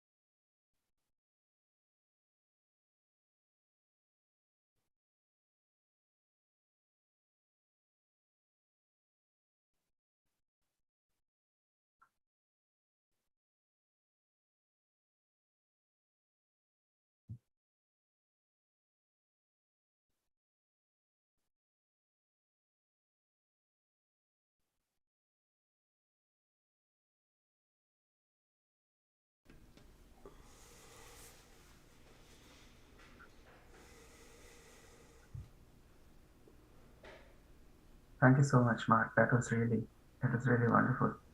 My I don't know what it is, but my agni completely cleared out. Like, I don't know yeah, what you were doing, Mark, but it was like there was this pressure on the head and then it just released. And then I felt all this cool in the whole void or something. I don't know what you did, yeah. but I was enjoying it. It's these short meditations that seem to work the best, at least in my experience. So I think Jay has something to share. Jay, please go ahead. Yeah, sorry, I just had to chime in. Just talking about experiences. Mark, as soon as you said to put my hand on my head, instantly felt that right there again. So I think you, if I understood you correctly, you said that is where the heart chakra. Is that what you said? Okay. Yeah. Yeah. And it's funny, I didn't even realize that. Like as soon as I put that there, it just like instantly happened again. So I did what Wendy said afterwards when you brought your hands down. I sort of put my hand on my heart and just put the vibrations into it, and it just started to go away. So it's funny how the I've been trying to get to bed earlier, and I was like, no, just stay for the Q&A, because I know how like the first month I stayed for almost every Q&A, like right to the end, and something of course told me stay tonight, and sure enough, you thank you so much, because you really helped with everything that you the whole idea behind this journey is that you don't know what's ever around the next corner, right? And it's so nice to have so much support that have already gone through it in one way or another, and I'm just so very grateful. Thank you so much. Thank you. Hey, where are you, Jay? Ottawa, Canada. Oh. That's right. Fellow Canadian. Nice. Wow. All right. So thank you so much, Jay, for that sharing that wonderful experience. Thank And you. yeah, and as we draw this session to a close, we have one final question from Hiren. In case other participants have other questions, we could probably you could ask to go in a breakout room or something, because we would like to slowly move towards the end of the main session here at least. Anyway, so Hiren, please go ahead and ask your question. Yeah, I would like to say thank you to everyone. Like I've been attending the session, 21 days first session, and this session it's really helping me. Just before sometime around January, February, I was like detected with high blood pressure. I'm seeing my blood pressure is under control. So my question is to you guys, like, is there any specific chakra which I need to I mean, I've been following what you guys are training and teaching us. But is there anything which I need to specifically do to help it to get it much lower than what it is already? Yeah, the floor is open. Any of our leads, please answer. I think it's just your right side, basically. So clear your right. You can, of course, foot soaking will clear your right side. This posture where you have your left hand over your shoulder, or you can also there's raising up your left and bringing down your right, so that can also help. Okay. I think the best thing for blood pressure is, I'm going to say the famous thing, not to think. Like it sounds easier than it is, but so too much thinking and too much activity on the right side, like Linda's saying, so slow down. You have to make yourself slow down. When I was so right-sided that before Sahaja Yoga, I used to just jump up and down in one place. If I was standing there, I would just jump like a bunny or something. I had so much energy. But that energy is great. It makes you a dynamic person, but you need to take that moment to bring your attention, close your eyes when you feel your right side just going nuts, and bring your attention inside and watch it from a distance, like you're sitting in the chairs of the theater watching all this galloping thinking on the screen in front of you, and just let it slow down. Let it go by. Don't throw too many more thoughts at it, and just let it slow down. And when your thinking slows down, your heart slows down, your blood pressure comes down, and green tea will lower your blood pressure by 10 points as well. So a little green tea habit is good A lot of doctors drink it. They don't tell everybody. Yeah. But yeah, I mean, this is going to be perfect for you. You're going to go right into the center because you're a little bit on the right, but then you're going to go right to the center and you're going to have a very, very deep experience, and everything's going to slow down and your blood pressure is going to come down. It has showing improvement. I mean, since the day I started Sahaja Yoga, I can see the benefit of it. Yeah, definitely. Thank you guys. Yeah, thank you everyone. Thanks for sharing this beautiful story that you've had about enjoying the meditation. That's really heartfelt, and we like hearing it. Only issue is like I can't do it 2 times in a day. I want to be there at some point, but yeah. I mean, I'm just attending the session and trying to do the meditation with you guys, but I need to do it on my own. Need to start that. Yeah. Yeah, Sure. try to just like as soon as you get up, don't do anything else. Okay, brush your teeth. But then go directly from brushing your teeth to meditating. Okay. Sure. I'll try that tomorrow. You could try this. You just sit up in bed. I know the brushing teeth thing is good, but you can also, if you just sit up in bed, if you're really right-sided, what I did in the beginning of Sahaj is I would just sit up in bed, and for the first 5 minutes, I would have no thoughts just because I hadn't started pumping my right side up yet. And it was so fun. Just sit there and just go just to be quiet, and I didn't have to do anything. So you can try that. You don't even have to raise your kundalini. You just sit there, put your attention at the top of your head, and you may actually experience a real profound quiet because you haven't been thinking all night. Yeah. You could try it. Sure. And then you don't have to feel bad that you haven't done your morning meditation because. Agreed. Yeah, sure. That's a good suggestion. I'll try that tomorrow. Yeah. Thank you. Thank you so much, Hiren. Thank you to Wendy, Linda, Mark Taylor, and Mark Tiggle, who is hopefully happily asleep by now. Okay, so thank you so much, everyone, for coming tonight. So please do join us tomorrow. We are going to be working on the left Vishuddhi, which is another very important center for us. So please do come tomorrow, and wish you all a very good night and a great week ahead of you. Thank you so much. Thank you. Good night. Night, everybody.